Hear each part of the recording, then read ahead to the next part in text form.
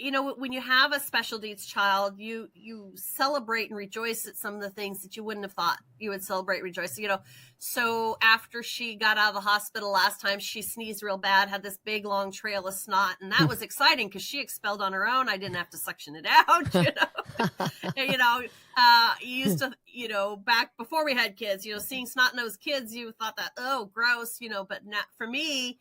If she's all snot-nosed, that means she's clearing it out on her own. This is great. This is something to celebrate.